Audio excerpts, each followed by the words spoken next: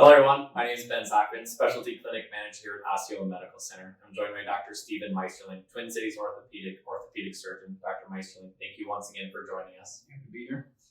So a lot of patients are getting ready for joint replacement surgery, and there's this vision of the future. They're excited about what's going to be, and sometimes there's reservations of, will, if I get joint replacement, be able to do all the things I've always dreamt of doing, maybe getting back to horseback riding, running, walking. Talk a little bit about the future of, the joys of having joint replacement, what it does for your ability to go back to normal routine. Sure. Well, joint replacement is really all about quality of life. That's what we're doing. We're controlling your pain and improving your function to improve your quality of life. And so when your quality of life gets to a point because you have a bad joint, nothing else works, you're ready for joint replacement. And so we're not doing joint replacements on somebody that's running a marathon. If you're coming to me to improve your marathon time, you're probably not a joint replacement candidate. So we hope to improve your lifestyle, improve your level of activity through joint replacement.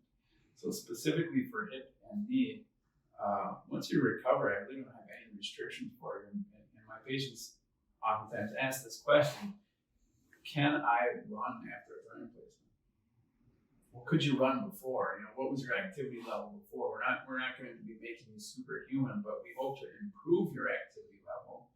And I personally don't give once you're recovered, I don't give my joint replacement patients any restrictions. You can kneel, you can walk, you can play tennis. We have people being very active after joint replacement. But I think you need to have realistic expectations at the same point and understand where you are in your phase of life and where you are with your activity level going into surgery. And certainly we hope to improve that. And so I wouldn't be hesitant because of any restrictions after surgery. But you have to make sure that surgery is right for you and it's time for you to have that joint replaced. Not to put you on the spot, but you see number of patients throughout the week, throughout the year. What's that biggest reservation? What's the biggest anxiety that they talk to you about that you have to sort of talk them through?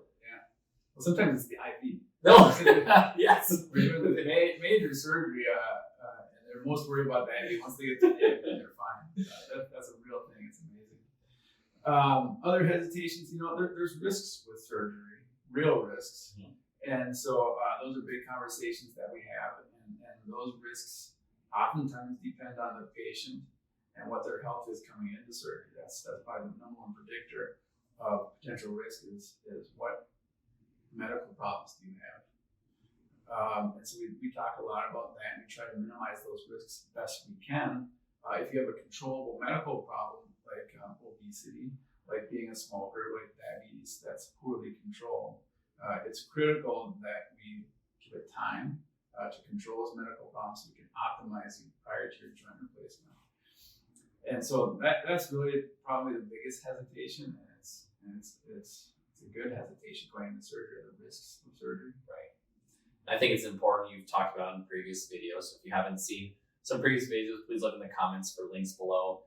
But how important it is to have a holistic approach to your health as a whole, and important of making sure all the pieces with healthy eating, making sure you're exercising appropriately, listening to your body, and just having the right mindset when you go into looking at joint replacement. So, absolutely. Dr. Meisterling, once again, great insight. Appreciate your time. Thanks and have a wonderful day.